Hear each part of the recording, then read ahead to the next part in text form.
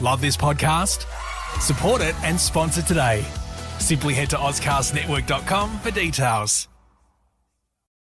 Bank of the West is offering the 1% for the Planet checking account. It gives back 1% of the account's net revenue to the planet at no cost to you. There's no monthly service charge with any deposit per statement, and there's no minimum balance required. The 1% for the Planet checking account, only from Bank of the West. Learn more at bankofthewest.com/1%.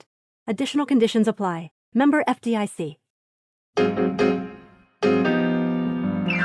Bachelorette and Friends.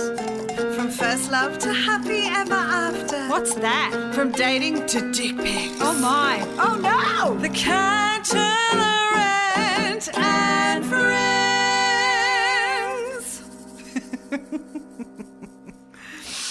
Oh, I love a good dick. This podcast contains sexual references, coarse language, and adult themes from the beginning and throughout.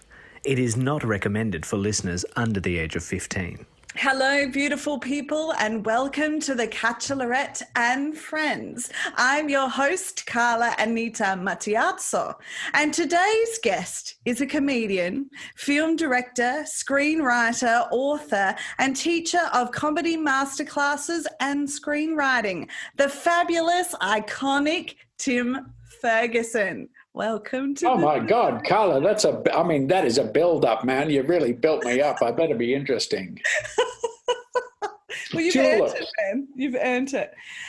Tulips. Grow tulips. That's already an interesting idea that most people wouldn't have. Apart from tulip growers, damn them 1,000 times. Damn them. So obviously the listeners do not know that this is our second attempt at this episode because for whatever reason my device decided not to record. So the last one broke Zoom. We broke Zoom, Carla. We snapped it in half. We broke it. So I think we should start off just maybe a little summary, because usually the podcast goes from a first love to happy ever after and everything in between. So maybe I think we'll do a little summary to start with of what maybe you can remember and I can remember of that chat, little bits and pieces, and then we'll get into the new stuff. How does that sound? Well, it all happened so fast. I mean, it was all happened. All I remember is there were loud noises, there were flashing lights, and someone was shouting. Maybe it was you, I don't know. But what great fun we had. Look, covering the basic details, my first love, I'm trying to remember because I had so many. Like I was... You're a man about town. Well, no, I was just a guy who fell in love with her all the time. Most of it was completely unrequited and unnoticed. Because a lot of people speak about their first love, and really they're just talking about the first person who looked at them and said, oh, I like you too. Do you really, really like me? Okay, I really, really, really like you. Yeah, I think you're right, Tim. Yeah, girls are really hard. They don't pick up messages. You know how women are supposed to be intuitive? That is bullshit.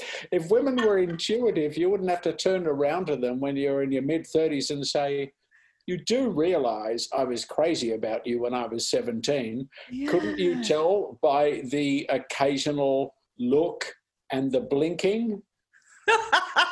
Women like to think that they're so intuitive about that stuff.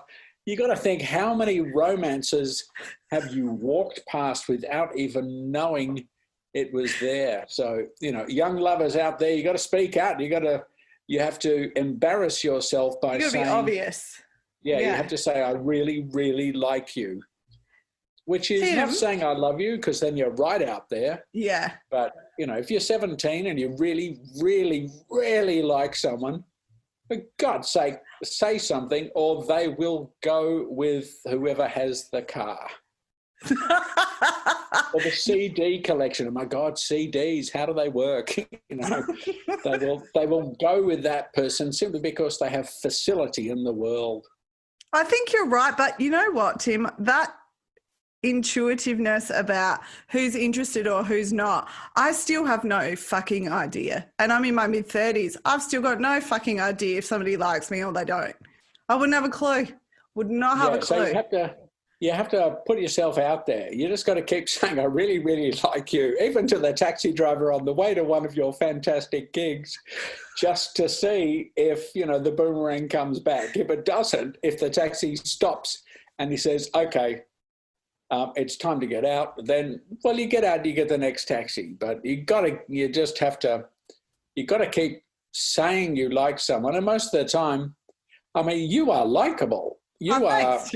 You're interesting, you're talented, you're glamorous, you're beautiful, you've got it all. Thanks. Anybody who doesn't like you, you're allowed to punch them in the face. If you've just said, I really, really like you, and they've gone, oh, well, I'm just from Adelaide, so I don't understand mixed signals like really and really, then you punch them in the face.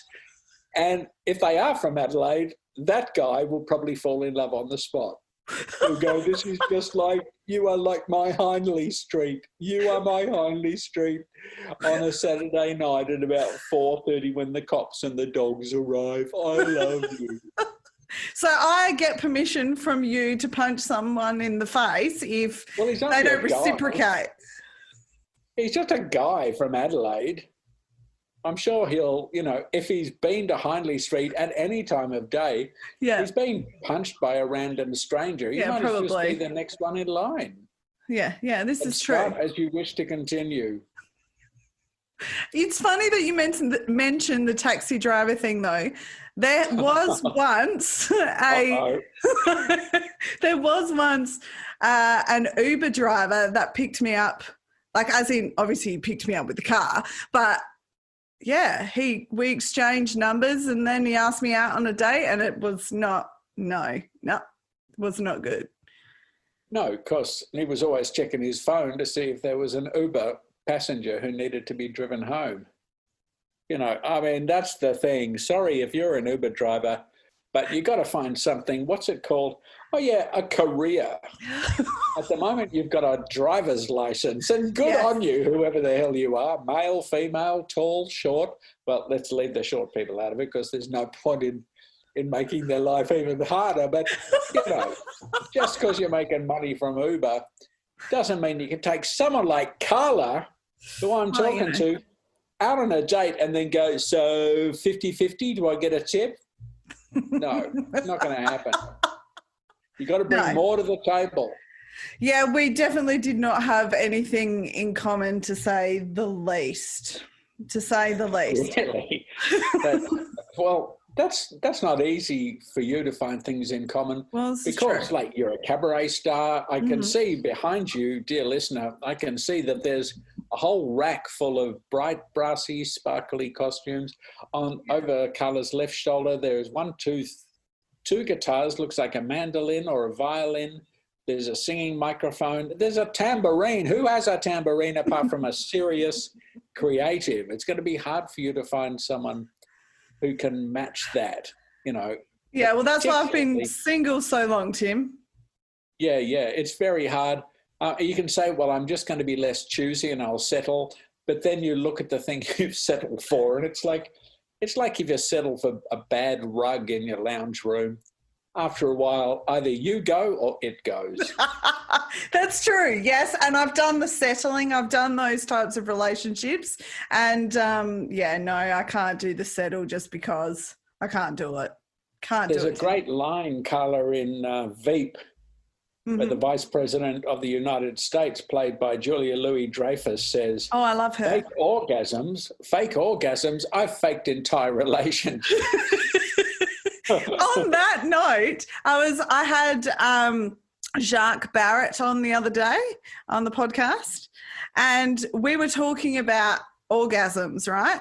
And we were talking about the differences between relationships where, like, I've had a relationship where it was very clear that the women that he was with beforehand were faking all the orgasms, and I can't do that. So I think it was a shock to him. You're such a great singer. It'd be worth filming just once on your phone, just so you can look back and say, that is totally fake. And yet it sounds operatic. I gotta be me. Yeah, it's interesting though. I'm not good at faking stuff, Tim. I'm not good at it. Yeah. Well, you're genuine, yeah. I've faked orgasms in the past. It's harder for men. How? Well, you just go to a happy place and, make a bit of noise, a bit of a shout. And, it's just because, if it's not going to happen, like Toddy Goldsmith said on one of her TV shows, eventually, if it's not going to happen, you make a bit of a noise and everybody's okay for it all to stop. I'm talking after a couple of hours of putting in the work. Yeah, fair. It's not like you did that after a 2-minute stint and you're like, I think it's time to. that people would be checking for the evidence. Yeah, correct. Faking is it's very difficult for men. We had a TV segment that we did at Channel 9, which Channel 9, of course, never put to air. But it's a really good segment idea, which was the it's got a trademark and a copyright, dear listener, so don't get any ideas. It's basically like that guitar faking thing, but we thought the National Orgasm Faking Competition, where we'd get people out of the audience and they would fake orgasms. And obviously the women were much more practiced. It was like you were dealing with a professional. It was hard to know that these people shouting, yelping, and, squawking lyrics to songs that were written by Satan, whether they were having an orgasm or not. The guys, of course, were totally useless, which is why it was a comedy segment. But Channel 9 didn't have the guts, I think because, they're anti-orgasm. That's a shame, because it's one of life's wonderful things. That's a real shame. What does Woody Allen say? I've never had an orgasm I didn't like. Even my worst orgasm was still pretty hot. Yeah, fair. Although thinking about Woody's orgasms, we should probably just leave that there. I think that's a good idea.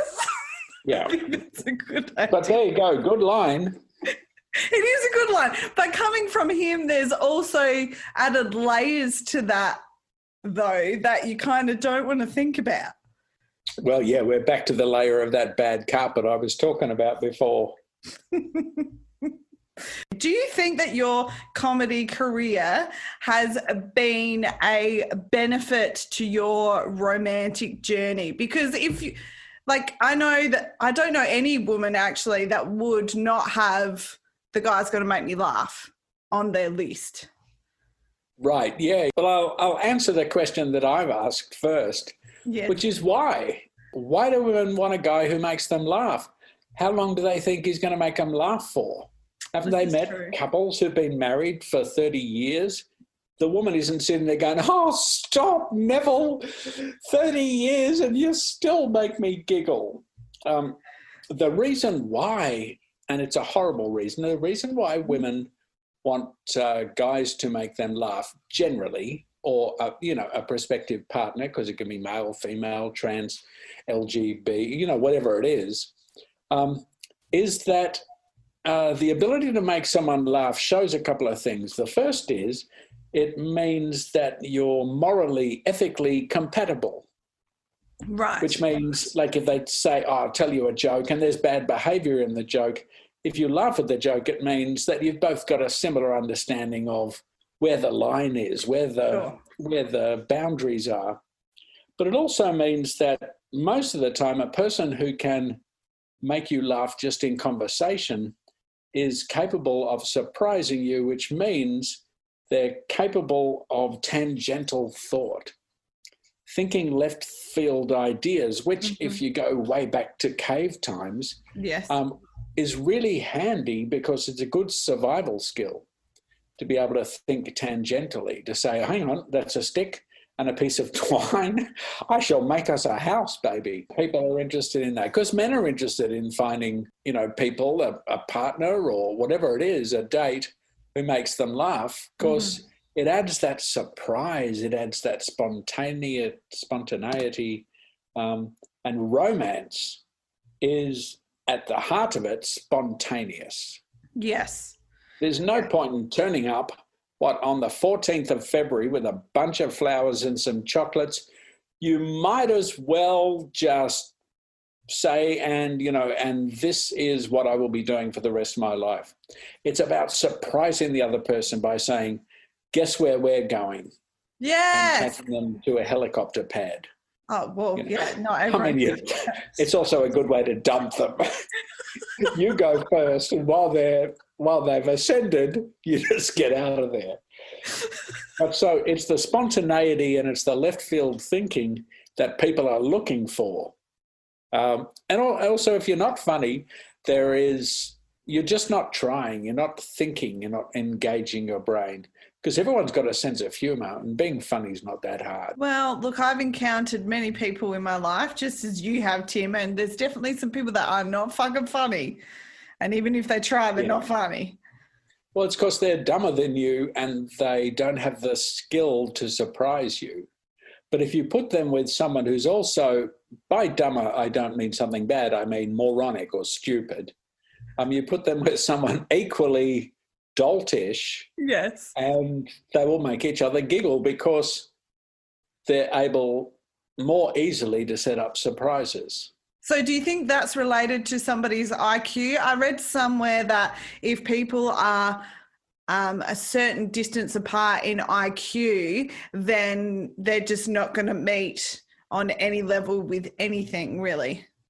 Yeah, because either one of you always feels completely outclassed, and I've been in one of those where I just felt like a complete idiot. I didn't know all the stuff she was talking about. Mm-hmm.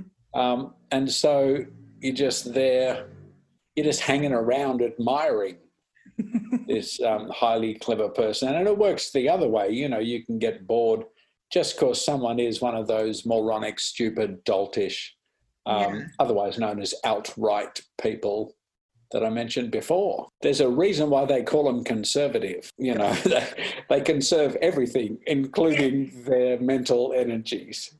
That's true. Yeah, I have to say, if I am not able to connect on an intellectual, emotional and physical level, like the physical stuff's is not going to happen if you can't engage, unpack, analyze, laugh. Like if we can't get there on those things, then nothing's going to happen. Why would you want to look into someone's eyes if you know there's not much there? It's like, look, you might as well say, look, leave me with your photograph because you are quite handsome. Leave me with your photograph for the evening. That should be enough.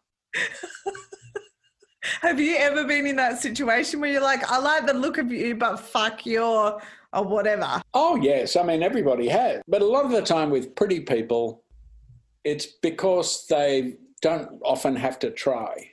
Yes. Because people say, come out on a date. If they say, would you like to go on a date? Everybody always says yes. Everybody always says you look great. Everybody's always going to say, what a fantastic dinner, because all everybody wants is to see the person naked. You quite often find it's a bit like professional swimmers, Olympic swimmers. Jesus, I've spent some time with those people, and I've got to say, I mean, it's amazing what they do. Yes. But for conversation, you are talking to someone who spends 8 hours a day blowing bubbles.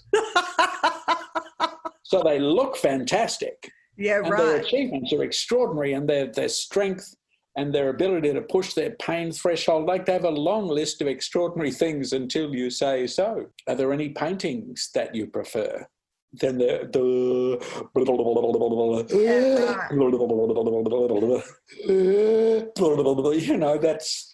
you can't have everything, but it's, I do. I have a partner from heaven. In fact, I never use the word partner. What am I saying that for? People who call the person they're in love with a partner, that's what you call your labradoodle. Associate, yeah. Yeah, your business associate. Yes, so this is the partner with whom I see naked. It's like this mate I had who would introduce his girlfriend, he only had one girlfriend, as his friend. What? Why? Was he embarrassed of her? No, because he's a dickhead. And then one day, Richard Feidler reminded me of this the other day. He said, I remember you got sick of it. And when he introduced his girlfriend to someone and said, "This is my friend," you said, "Your friend who you are fucking." Every time he went all awkward. It's like they've been going out for 2 years. Like, oh my God. You're not fooling anybody. But of course, it fell over because, you know, if you've got someone who's who's afraid to say, for example, "This is Carla, she is my lover." If they say, "This is my partner," not only do we shake hands and arrange breakfast, but, you know, all the other stuff. It's like people got to stop saying partner. It's dry. It was invented because people didn't want to put a name on romance. Do you know what I also think it is, Tim? I remember distinctly in my early 20s, the transition of people calling each other girlfriend and boyfriend and then transitioning into partner. I think some people felt more mature saying partner. I fucking hate it. And even in the Sex and the City movie, which I'm sure you've watched many times, Tim. I saw it once. Every guy in the world prefers Charlotte. Find a guy who prefers any of the other three, and that's not the guy you want. See, I always thought I was a Charlotte, Tim. I always thought I was a Charlotte. But I don't know now. Wear that on your T-shirt.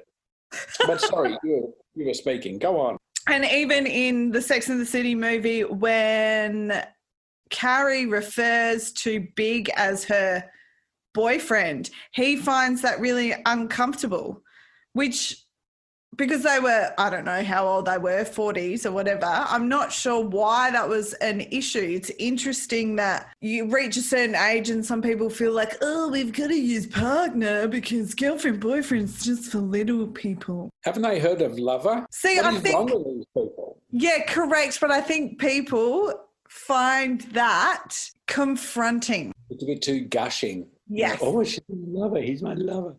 Yeah. Well, you know, chew on it and bite it off, people.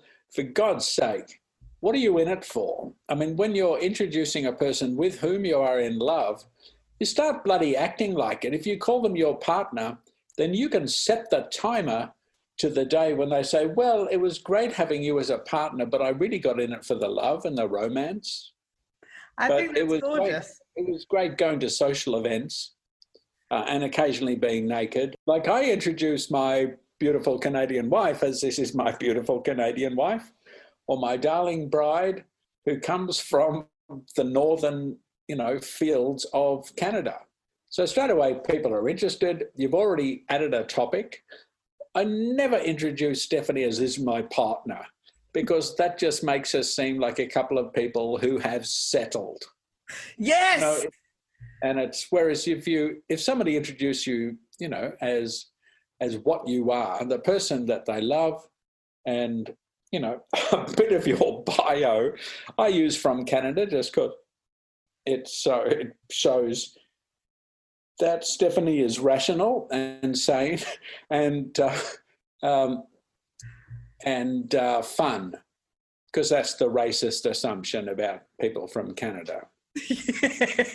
Yes. I was going to ask you why you added that. Yeah.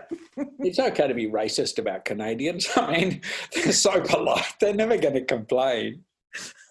Oh, poor Stephanie. Oh, Tim. I don't think I've heard many men introduce their women with such descriptive, beautiful language.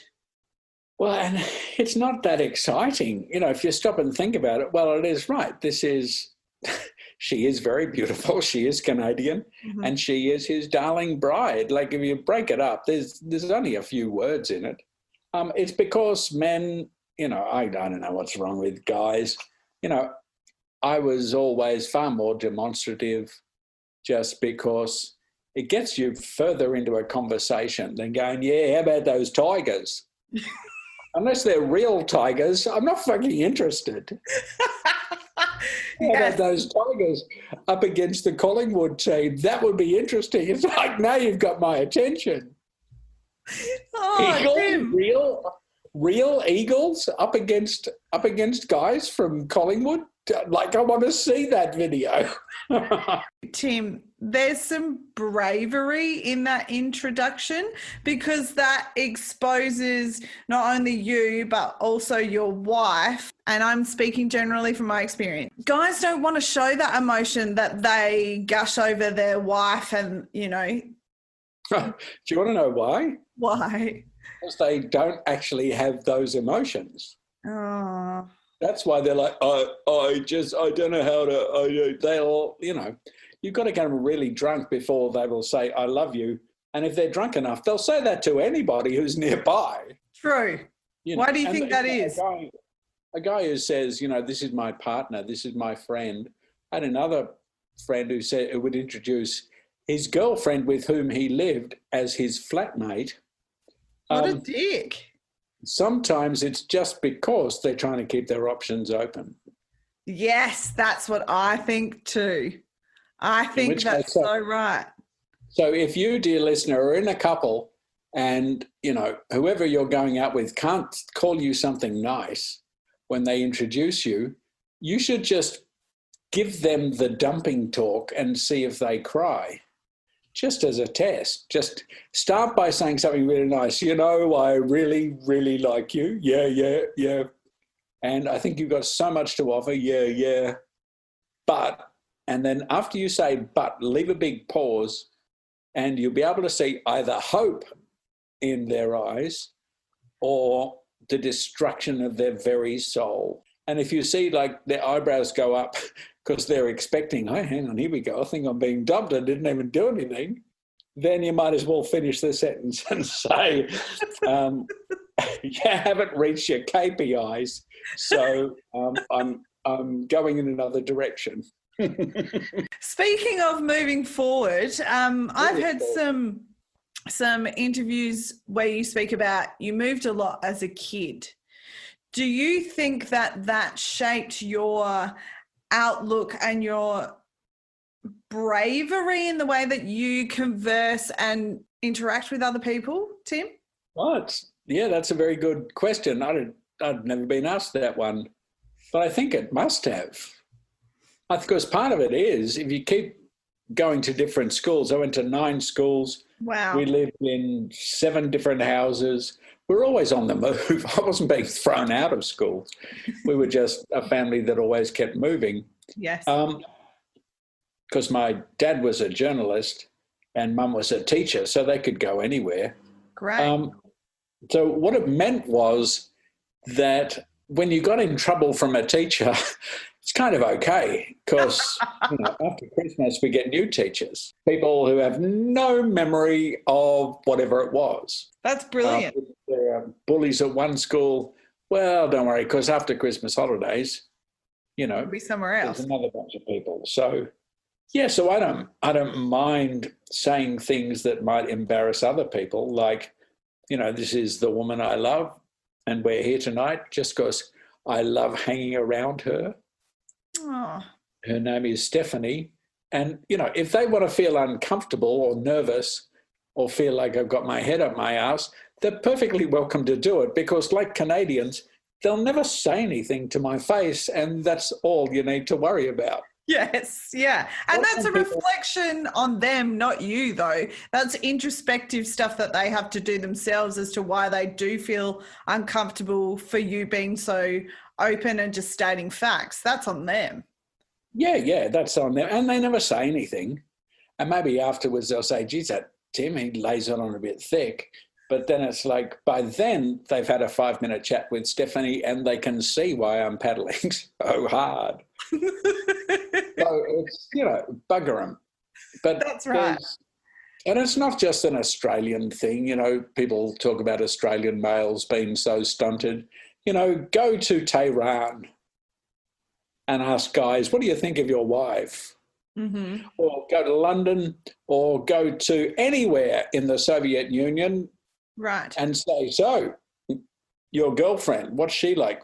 And they will say the Russian word for partner or my comrade, right. My girl comrade. Men are all the same. They're emotionally stunted because really they're not supposed to be talking about feelings.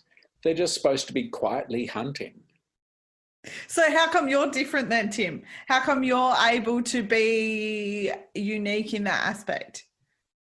Well, simply because I don't care. Because after Christmas, there'll be a new bunch of friends.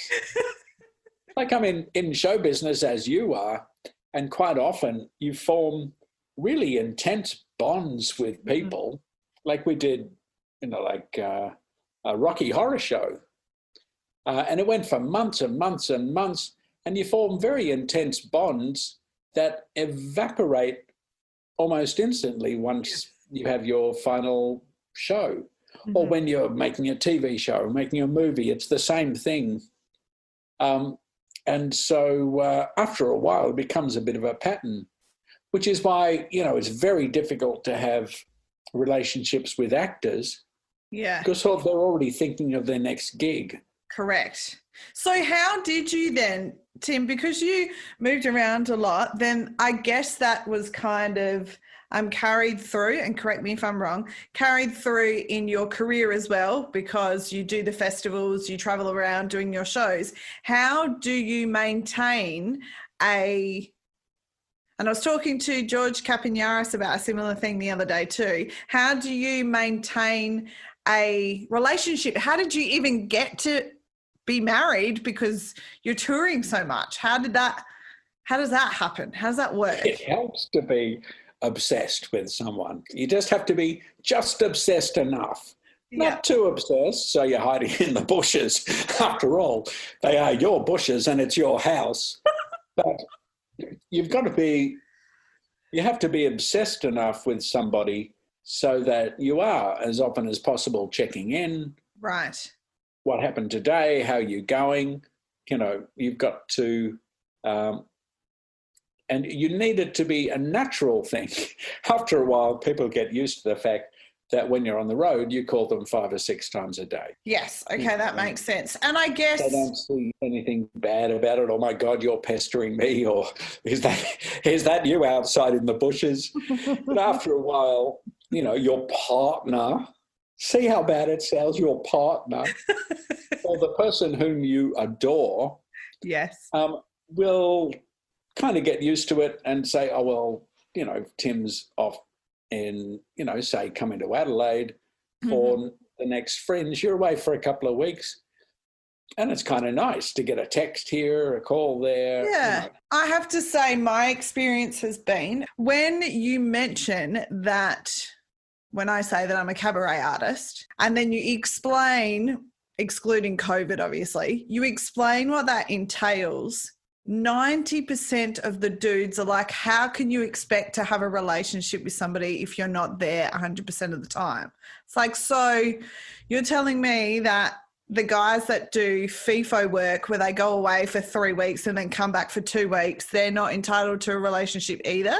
Oh, no, that's different. I've always thought that the going away and coming back is a benefit, because then you get to really cherish the time that you are together as a couple.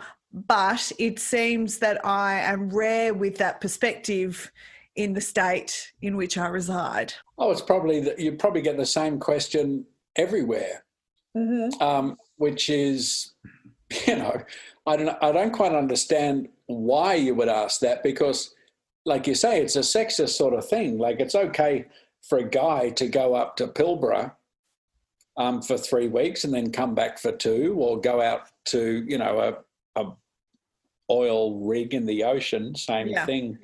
But for a girl to do it, it's like, well, what's the guy supposed to do?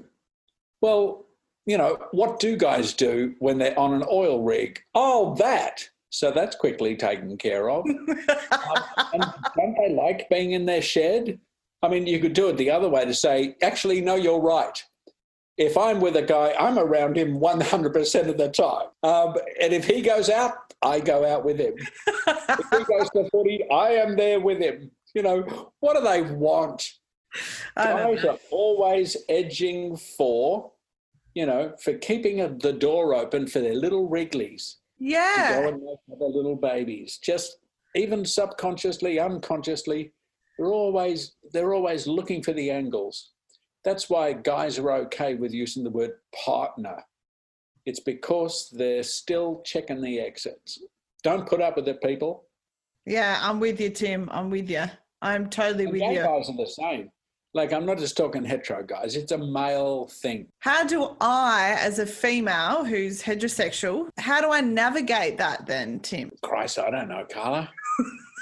I mean, I wouldn't suggest online dating as the place, because whatever people say in their profiles is guaranteed bull twang. I heard a story where a guy had a brilliant, this is a true story, a guy had a brilliant profile. Mm-hmm. He did hang gliding, spear fishing, was a chess champion, and all these great things. And this lady went on a date with him, and at the end of the date had to say, "Look, I'm sorry, Dave, but you're really quite boring. How could you be boring with all those things?" And he said, "Oh, I was being sarcastic. I was being funny." Yeah. I mean, you have to look at my photograph to see I'm not an interesting person. Yes. So you cannot, because, you can't go trusting that. You can't, there's no point in having a list, because, every romantic comedy that Shakespeare wrote is about, someone has a list of the perfect partner, usually who their father, the king, wants. Yes. That's not going to happen. Just sort of have to throw it open. And like we were talking about before, is when you think there's something there, then you strike. Yeah. And you say how you feel. Otherwise, someone else is going to cotton on that this person is an engaging person who's interested in, whatever it is. But, most men are crap. That's the problem of every heterosexual woman. But the good thing is most heterosexual women are crap as well. Yes, this is true. Which is why so many of them are happily, partners. But for someone like you, you're so vivacious, you don't necessarily have to find someone who's equally vivacious. Sometimes the perfect partner might be somewhere who just shuts up and adores you. No. Oh, you want them to be vivacious too? Does that go so you can show them off at the footy when real tigers are fighting against real eagles? Guess what, lovers? The Catchalorette, there's always a catch, is back on stage in 2021. First up, The Mill, Adelaide Fringe Festival, from the 18th to the 28th of February, 7:30. Tickets on sale at the Adelaide Fringe website. In my cabaret show, there's a section where I do speak to rom-coms and Disney and how they have influenced my journey in love and a lot of people's journey in love. And I talk about the danger sometimes of especially the Disney princess. And as a little girl, I loved Mulan because I saw Mulan as a woman taking charge of the situation, whereas the other princesses were not. So what are your thoughts on rom-coms and Disney then in regards to how people develop relationships or think relationships should unfold? Yeah, good question. Look, they're kind of two very different things, in a way. I mean, one has comedy is half of it. And a romantic comedy, say Notting Hill or whatever, there'll be a new one out there somewhere, there always is. There's an Australian one about a lady who runs a restaurant. There's a new one. It's on Netflix, I think. There's a thing that happens at the end of them that makes them, in a way, the same as Disney. Right. And what it is that in a romantic comedy, I was taught by all the greats who write those things, as soon as the lovers kiss, and it's a true love kiss, finally, after all the stuff, and I told Father, I'm leaving the kingdom. I mean, I'm coming with you because it's you, all that stuff. Yeah. As soon as they do the big kiss, the music rises, the camera, gets in a drone and takes off. Mm-hmm. The film is over. We are not interested in seeing them wake up the next morning because they'll be nowhere near as pretty. They'll be a bit scratchy. Someone will have said, you could have mentioned the herpes. Like there'll be real life takes over. Yes. Which is the comedy. The comedy of Cinderella is what happens the next day after they're married. Mm-hmm. He wakes up and she's cleaning because she's Cinderella. That's her nature. That's the one thing she's confident about. I'm really good at cleaning. And you've got Prince Charming and he's married to a cleaning queen. And the same thing, say, at the end of Cinderella, the movie made by Disney. As soon as they get back together and they have true love's kiss, like it's over, because we don't want to accept that the next day it's going to be bad. Correct. Because the next day it's going to be real, because it's fantasy. In a romantic comedy, the romance is bull twang. It's complete rubbish. Julia Roberts is going to fall in love with some guy who runs a bookshop simply because he stutters a lot and is kind of amusing and looks a bit like Hugh Grant, who's fairly sort of, normal. It's not going to happen in the real world. You can't see Jennifer Aniston going to a bookshop and saying, whoa, wait a second. Whoa, say that again, you English guy. It's just not going to happen. Yeah, I love Jennifer Aniston. She's a babe. I love her. Oh, yeah. Wonderful actor. But look at the guys she goes out with. They're billionaires. They're Brad Pitt. They're, she's not going to go to a bookshop and fall in love with some guy. Yeah, correct. Yes, the magazine section is just to the back there. So it's fantasy, which is kind of what you're talking about, really. At the heart of it is that there is a fantasy about romance. But I think it's, life is about making the fantasy work with reality to maintain, like you can have a big glossy idea of who somebody is in your head. And though it may not be realistic, when you first fall in love, there's no reason to discard it entirely. It's always good to remember, that's right, you are a scientific genius. Well, I'm not really, but you did 2 years at uni, and that's enough for me. But do you think that there is a little bit of danger down the track being in love with the idea of somebody rather than who they actually are, or the potential of someone, or the potential maybe of someone? The only difference is I think you get better at picking the difference and knowing the difference. Do you think when you start to realize what the difference is, that's again a reflection on your own self-development and how you've shed certain rose-colored glasses or lenses that you may have had in the past? And you get smarter, you get better instincts. And also you get to be more wary of your own hormonal explosion, saying, oh my God, this is the one, when you've got to think maybe in 6 weeks I'll be thinking, oh my God, this is a one.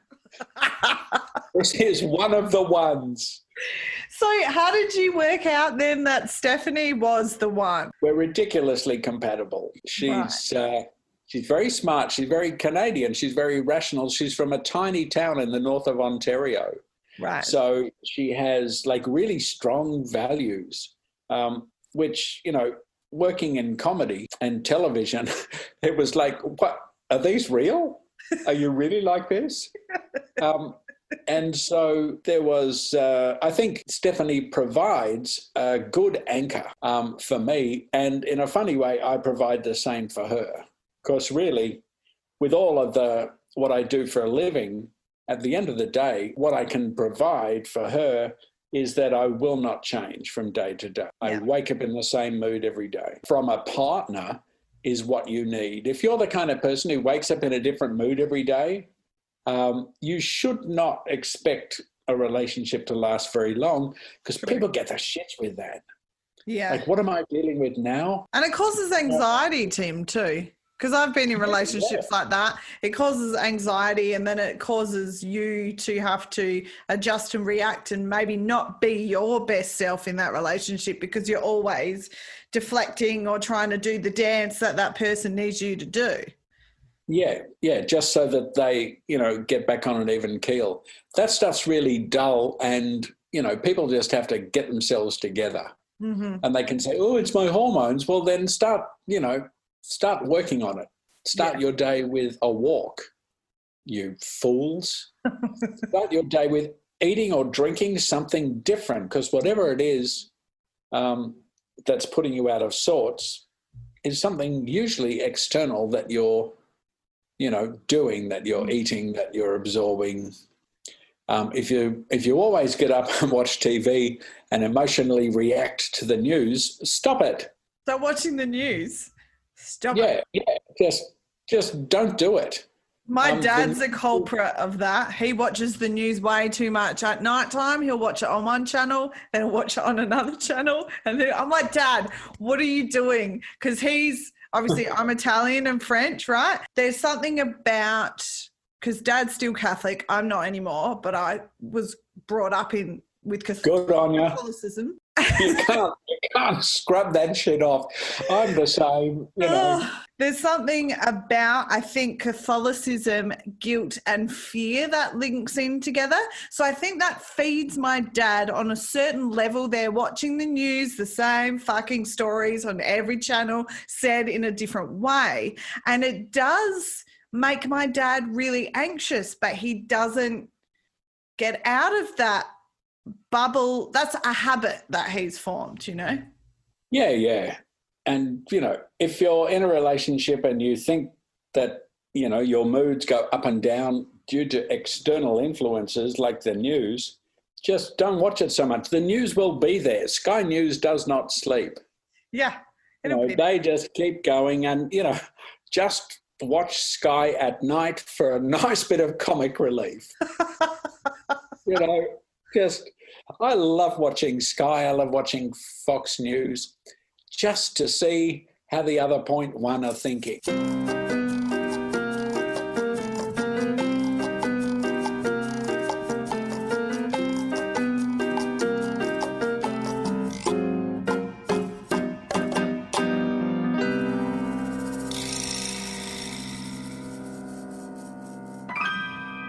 How would you say that your relationship with your wife has changed over the years? Have there been, obviously there's the obstacle of MS that would have changed some dynamic within your marriage? Because you said you wake up every day in the same mood, and that's awesome and brilliant, and it helps obviously Stephanie to live an easier life and you to live an easier life. But I'm sure there were obstacles, especially with MS, that you guys had to do a bit of a shift somewhere. Yeah, there are things that we just can't do. Yeah. Where, if Stephanie wanted to go to the Opera House to watch a show, well, the Opera House is full of stairs. And you can, I've done shows at the Opera House, and you can, get to a venue, but you've got to go under the Opera House. You've got to wait for the security guy. You've got to, they get you in a lift, and it's like being a rat in a maze, and then finally go, here I am.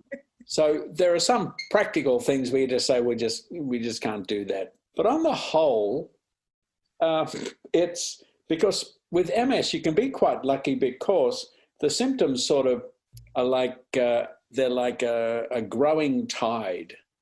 Right. So, it's very slow. So like my left hand, despite all the exercise I do with it, doesn't really respond as well as it should. But this has happened over the last 5 years. Right. When was the first time you noticed something was a bit off, Tim? When did you notice that? Oh, yeah, when I was a teenager. Wow. Things were a bit off. And they'd go offline, then they'd come back online. Right. So in terms of like my thing is like I'm in a big clumping wheelchair that's got to be heaved around the place. Mm-hmm. But on the whole, we sort of take that stuff into account. Right. And we've learned to take it into account and not make mistakes, like turn up somewhere in summer where there's no air conditioning, because that will turn me, as it does with many people with MS, it heats your brain. Right. And things, when they're hot, expand. And so your nerves expand, and then it turns me into a glass of water. But you learn to adapt to that stuff. We certainly both wish that we'd had more time where I'm leaping around, bounding up and down stairs, but bounding up and down stairs is, you don't need it. It's about as good as it sounds. Yeah, sure. Well, I think that's also a testament, obviously, Tim, to who you are, because I had a family member who had MS. Oh, right. It was sad to see her light diminish, if that makes sense, from quite an early stage. It's beautiful and wonderful to see that you don't seem to be carrying that just because you've got MS. Yeah, it depends on the symptoms people experience. Sure. There's one that's bad, which is fatigue, which may have been, what your relative experienced.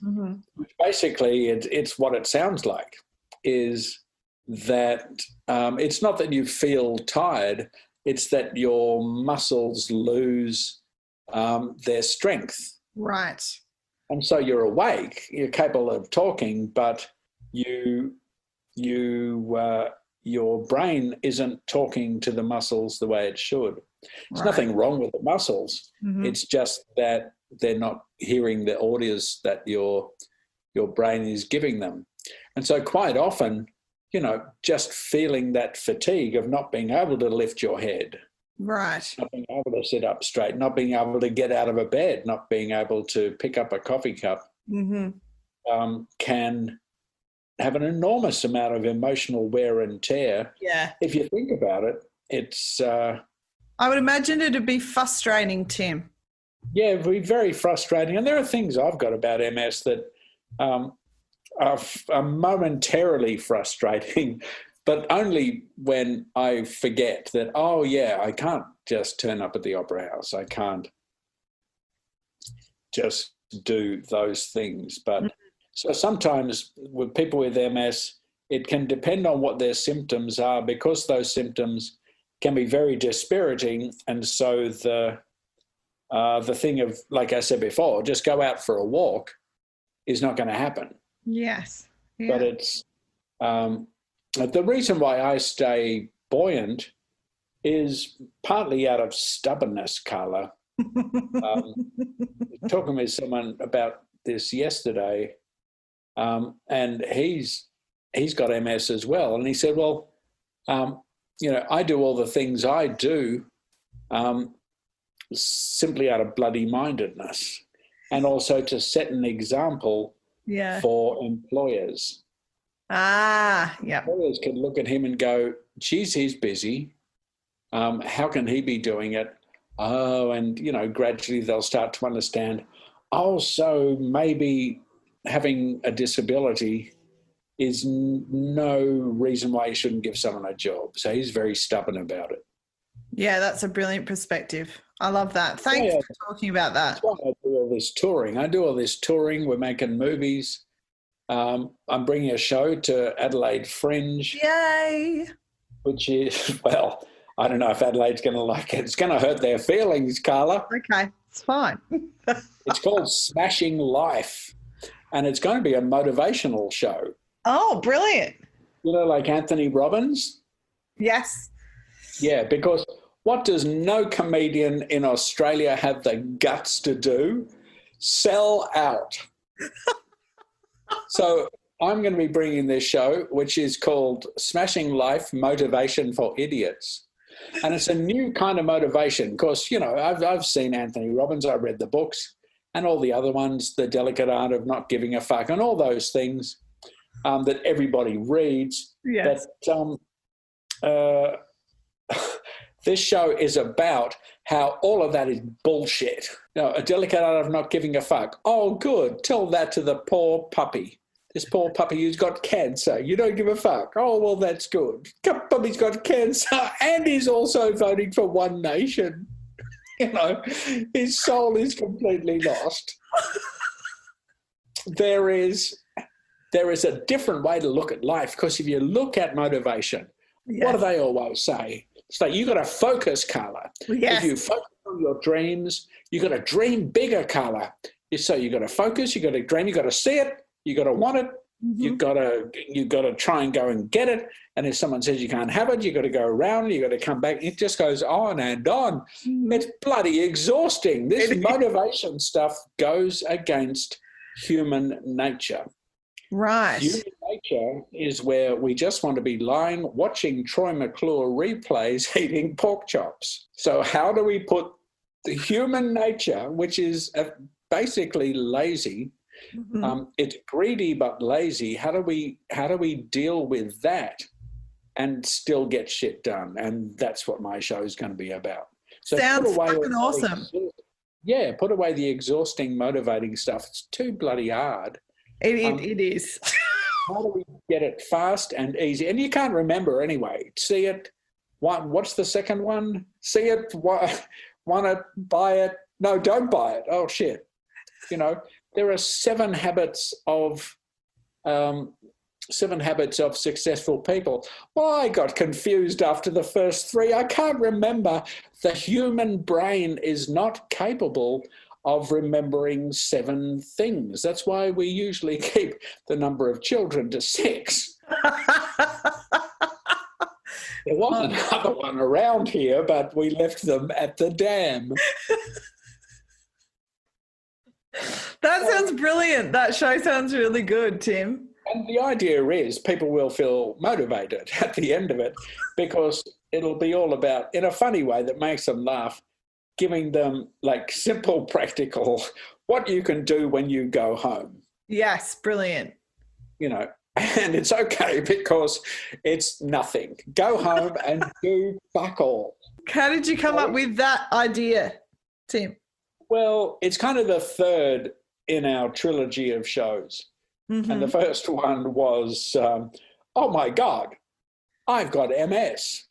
And the second one was show, oh my God, I have MS and this is how I do what I do. And the third one is about the audience. This is how you can do what I do with your fancy walking legs and your ability to raise your left arm above your ear. Yes.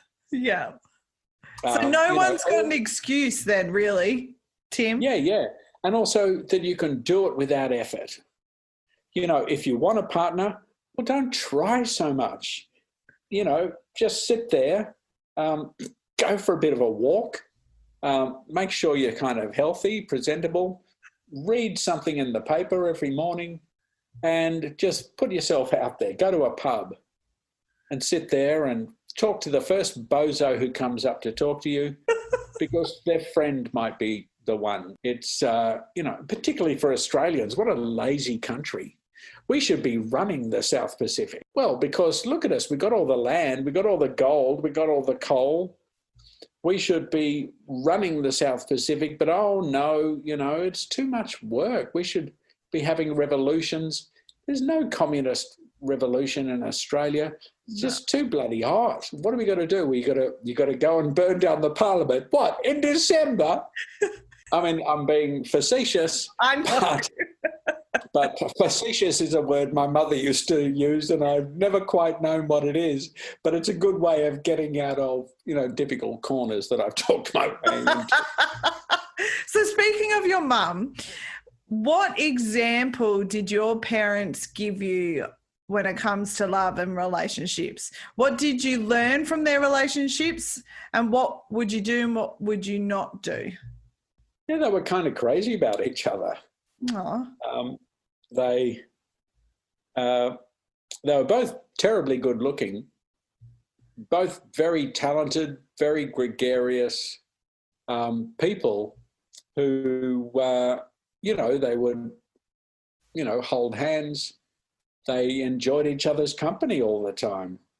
It was always a very practical kind of romance that they managed to maintain, which is why they could always be under the pressure of dealing with new people, new jobs, new cities, new towns, is that you could put them anywhere and they could, talk their way out of trouble with the cops. No problem, any country in the world. Do you know how they met, Tim? I'm not sure how they met, but they did break up. And then Dad sent Mum a letter from Rome. Wow. And I don't know what the letter said, but it worked. And the next thing you know, they were getting married. Oh, so obviously you were around for the second time that they got married, I'm assuming. Oh, no. I mean, this is before we were born. Like they were kind of boyfriend and girlfriend, and then he went off to Rome, and then it was like, oh, hang on. Who was that girl? So he sent her a love letter, and, she went to Rome, and that was it. That's pretty spectacular. It was glamour. It was the glamour of the time. Now going to Rome is like blowing your nose. Well, not right now. Naples, you go there, there's a whole bunch of Aussies. This was back in the time where you'd go to Rome. It was just full of Italians. Yes. People who were running away from Germany for bad reasons, and that was it. Now you go to Italy, you are lucky to see an Italian. Yeah, this is true. The smart ones have all, they've all gone off to Mallorca, having a great old time. So have you ever written a love letter? I don't think so. No, I think love poem. Yes. Maybe. No, I'm too talky. You're too talky. Yeah, I don't need to sort of sit down and go, let me compose my stupid male thoughts. I'm much happier just going, blah, blah, blah, blah, blah. You're amazing. Put these on. So then how did you woo Stephanie then? Well, Stephanie took quite some wooing, actually. And I've never had to work so hard. Well, that's good. Yeah, just took wooing because she, being from Canada, had no idea who I was or am. Don't you know who I was? It's a great way to get into know. And so I kind of had to, beg and plead and, ask for dates and ask for another one. And it took a while just because, she was cautious. She's from small town Canada and not like the typical modern person who says, well, of course, we have sex first. And after that, if the conversation is interesting, maybe we will talk to each other again. Yeah. This seems to be, I had to sound old-fashioned, but really stupid in terms of putting a relationship together. If only because, the first time anybody has sex, it's not the best. Correct. There are things and noises and, is my elbow going in the wrong area? It's like, that's, maybe it's because I'm old that I'm going, these Tinder people. Like, sure, people will get laid, but I don't know if they're going to meet someone at a cafe, immediately go to the public toilets, have sex and say, my God, you are the one. Yeah, I don't get it. I don't know. I have to be able to trust somebody and feel comfortable before any intimacy happens. So I take my time with getting to know somebody before that even eventuates. So I don't even know how people do it. I don't know how people just go straight to that. It depends on your situation. I know one woman who's a single mum and she says, look, I haven't got time for anything. Yeah, right. So, if I'm feeling horny, I will go on Tinder and someone will take care of that problem. Yeah, okay. So it's high five, pull your chewing gum back off the disability bathroom wall, chuck it in your mouth and off you go. So but it's that seems, a very practical way of using it. Mm-hmm. To be looking at it as a stepping stone to anything else, maybe setting a person up for, having their heart broken, because it will be like, well, I know we had sex, but I just don't feel that way about you, is a funny way to have a romance. Yeah.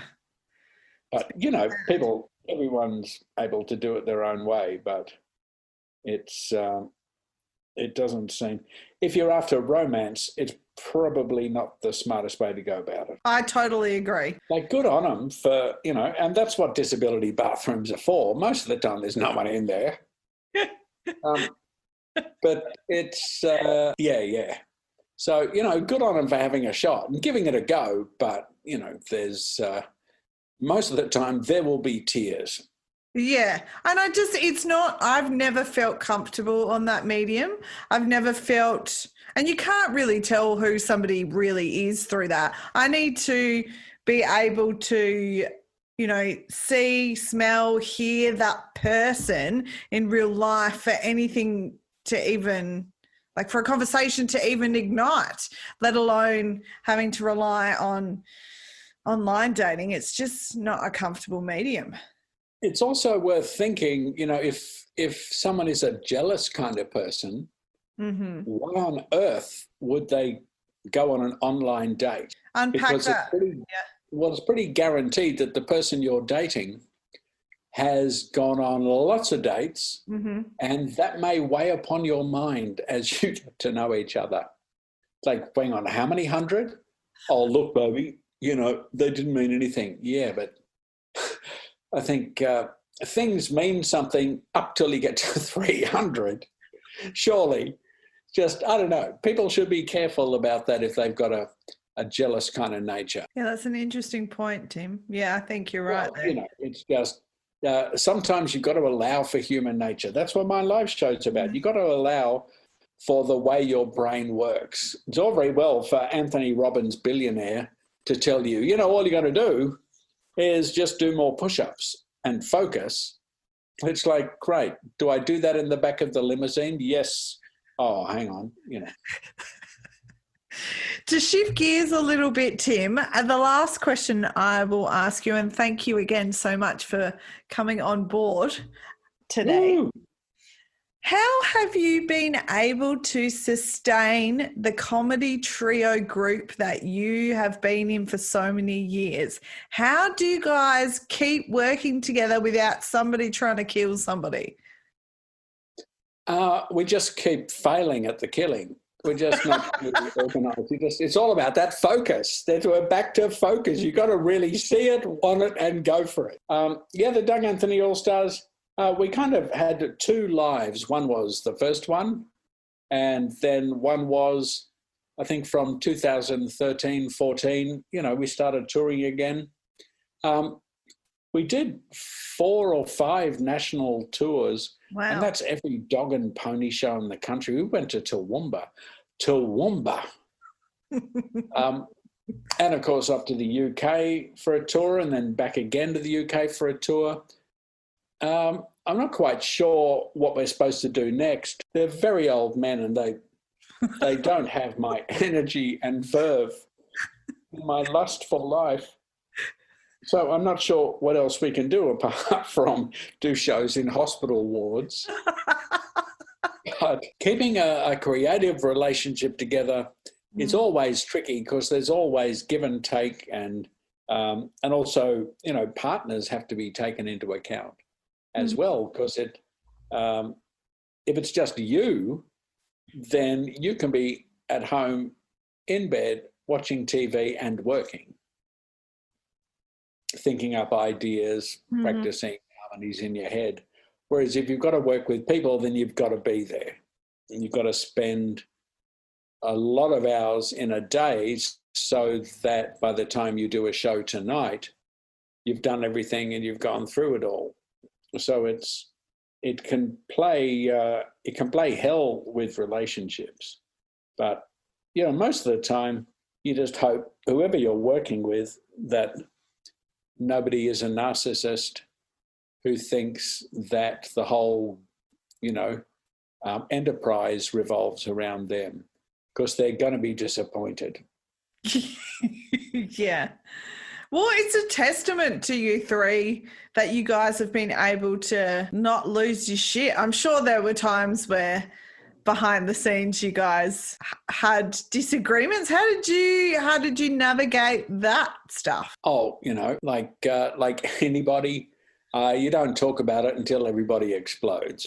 You let it go by, and then occasionally you will say, by the way, and get stroppy. But it may not be a problem. I don't know if the Doug Anthony All-Stars really have anything else to say to the world apart from to get stuffed. But, because it badly needs that. Yes. But I don't know if there's any material that we could do that wouldn't get us in the paper with a lot of very tense and terse letters. I went there and it made me feel uncomfortable. That is the power phrase. But isn't that the point of art, to make people feel something? So if they do feel uncomfortable, then that's part of feeling. Yeah, not anymore though. A letter to a festival organisation saying, this art exhibition made me feel uncomfortable. They are the words that organisations fear more than anything. Oh, that's such a shame. So the world's going to have to get past that. What we need is a bloody good war. The way people are carrying on about COVID, I know Melbourne's been in a terrible place because they've all been locked up, but they have not been locked up while planes are dropping bombs on. They've not been locked up while warships are encroaching upon Melbourne's water. Yeah. This has been a crisis that everybody's had to deal with as an individual, as opposed to a crisis you've got to deal with as an individual, but also as a nation. Right. As you're trying to survive. So, it's, which is why as soon as the crisis ends and everybody is free to, leave their houses, the mood will just bounce up, as opposed to in wartime when it doesn't. Yeah. So it's worth thinking about that. Like, things are bad. How could they be worse? Oh, yeah. Do you think that comes from Catholicism a little bit? I remember my nonna always used to say, if I was upset about something or something bad was going on in my life, she'd be like, think about the fact that there are people that are in worse situations. Yeah, which can work in the short term, unless you're like 8 years old and your mother's saying, eat those Brussels sprouts, there are starving children in Botswana. It's like, well, you send it to them. People, if you're going to feel better by just comparing yourself to the lot of other people, then that can be a dwindling resource of emotional fortitude. Yeah, it's funny. It's funny you say that, because I was getting my teeth cleaned a few weeks ago at the dentist, and there was a grandfather and his grandchild with him, and grandchild would have been early teens, and she was going through her phone looking at the different news articles, and I can't remember exactly what she mentioned, but she made a comment on the fact that the news is always depressing and always sad and all that kind of stuff. And her grandfather's explanation, his response was, the news is there for you to feel better about yourself, that you are not in the place of the people that are going through the horrendous shit.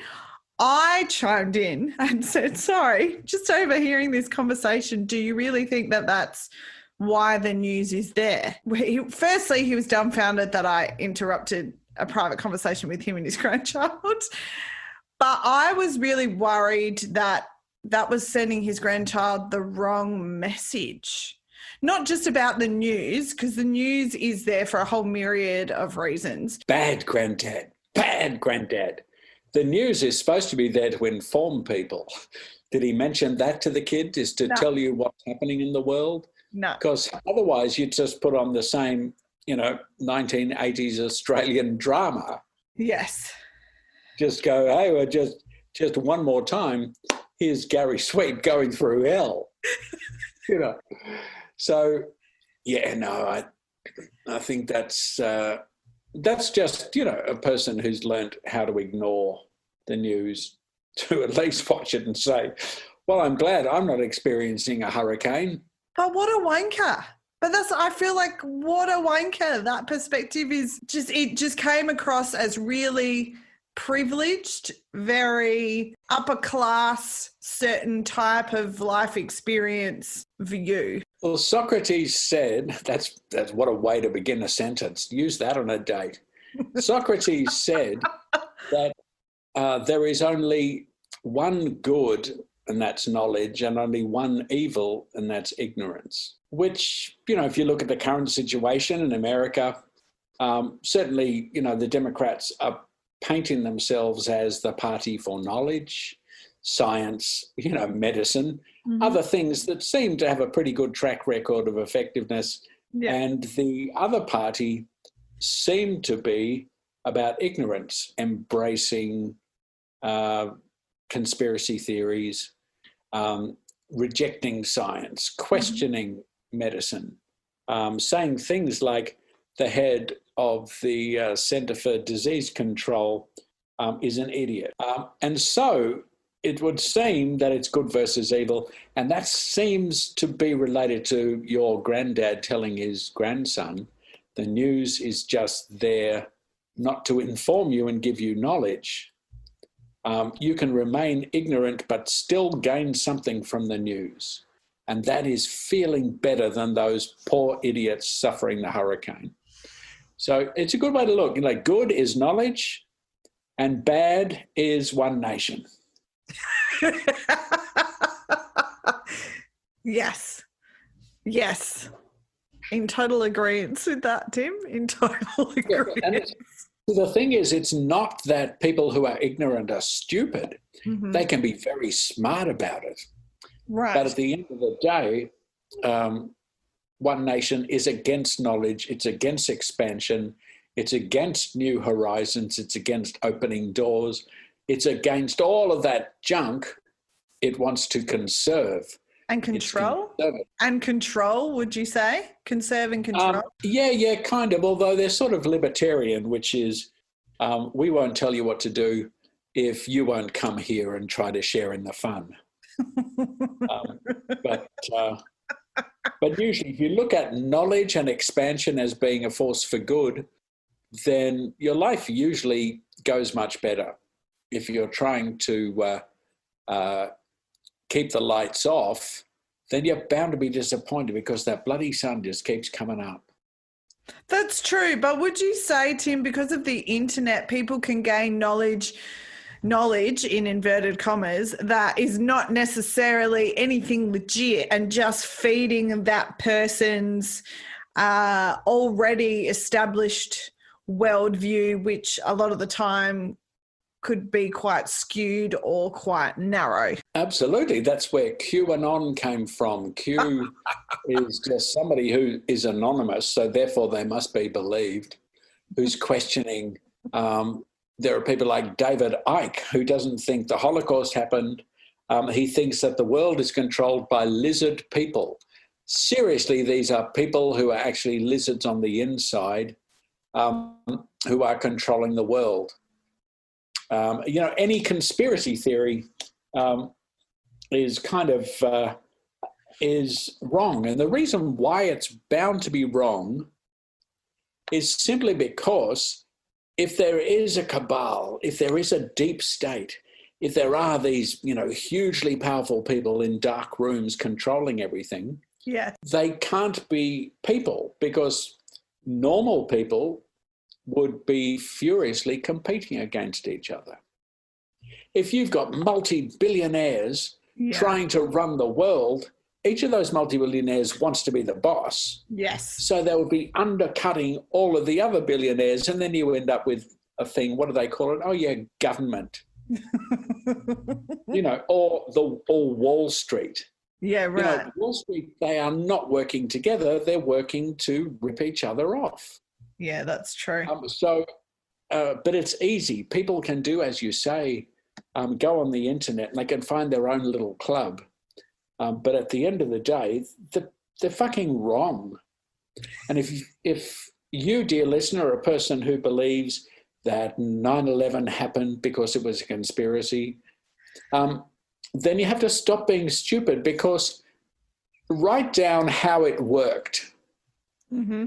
And if you can write down how it worked, how they made it work without anybody realizing, send it to a newspaper, because you have come up with something that nobody has. The thing you need with a conspiracy, for example, Watergate, is you need people to leak.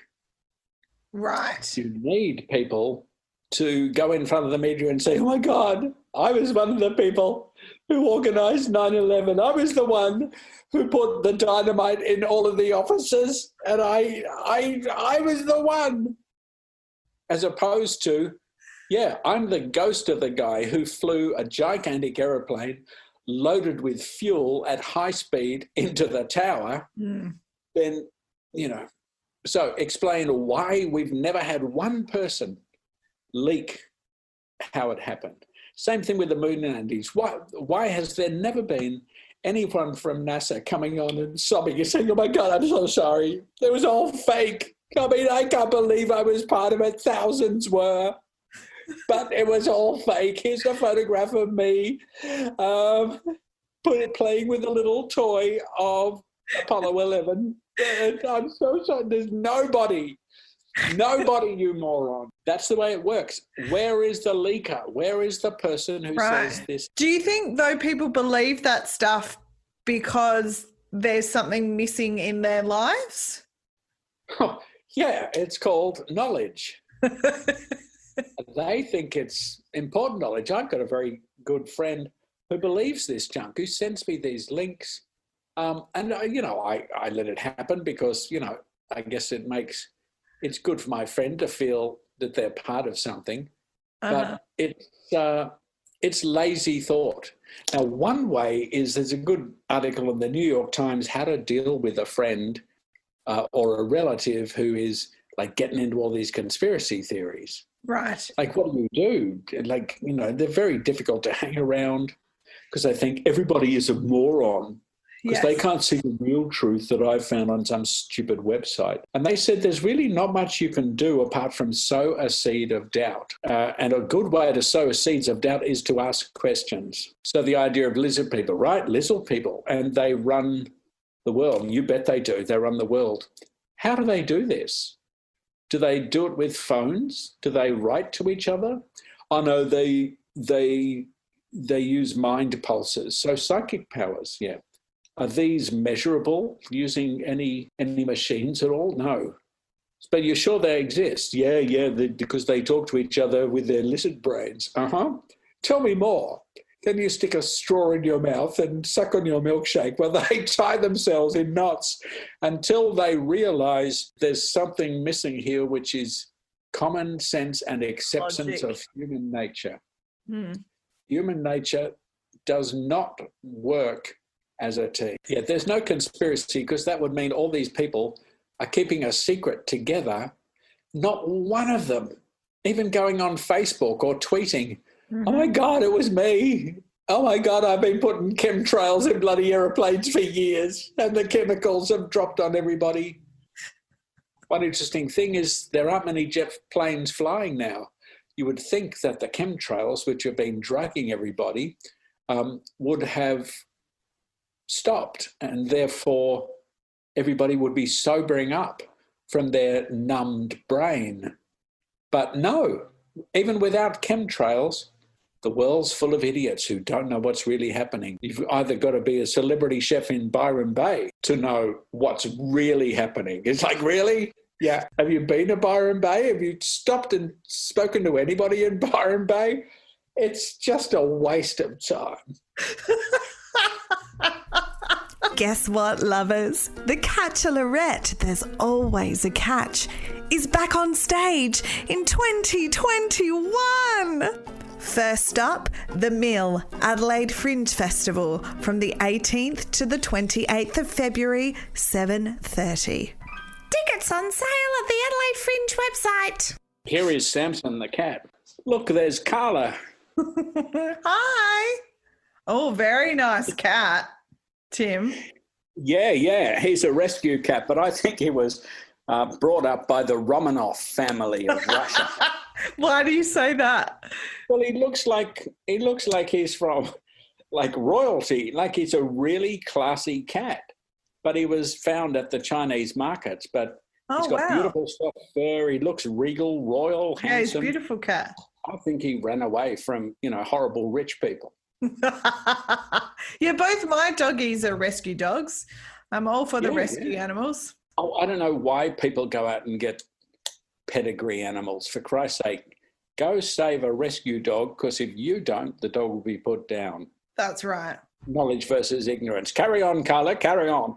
I found it very, very difficult when I went and got my two doggos, because I got them separately. But every time I went to the rescue place, I wanted to take all of the fucking animals. I found it very difficult to walk away with one at a time. Was it because the animals were fucking? Why did you? No. All right. Yeah, because I won't have that in my house. No, I was using fucking as an emphasis, Tim, not as a lip. Oh, right. Yeah. Yeah. On that note, I've loved every millisecond of this conversation, Tim. I'm so grateful that you came on again. This has been an excellent conversation. Where can people find you on the socials? You can go to my website, which is like working now, called www.cheekymonkeycomedy.com. Cheeky Monkey Comedy, you'll be able to get a hold of my art, buy tickets, learn about, the comedy courses that are coming here, there, everywhere. We're doing one for the US soon. Great. And or you can see me on Twitter at Real Tim Ferguson, Real Tim Ferguson, as opposed to fake Tim Ferguson, who's funnier than I am. Excellent. Thanks again, Tim. This has been great. Oh, man, Carla, always great to catch up with you. I'm looking forward to your show in Adelaide. What is it? It is The Catchalorette. The Catchalorette. Fantastic. Yes, I'm looking forward to seeing yours. Remind us all what the title of that new show is, Tim, please. Smashing Life, Motivation for Idiots. I love that so much. Have a lovely afternoon. Thank you, Carla. You are awesome. The Catchalorette, with friends near and far, from heartache to catfish and sex toys. Ooh, The Catchalorette and friends. See you next time, if you dare. Bank of the West is offering the 1% for the Planet checking account. It gives back to the planet at no cost to you, and there's no monthly service charge with any deposit per statement. Only from Bank of the West. Learn more at bankofthewest.com/1%. Additional conditions apply. Member FDIC. Love this podcast? Support it and sponsor today. Simply head to AuscastNetwork.com for details.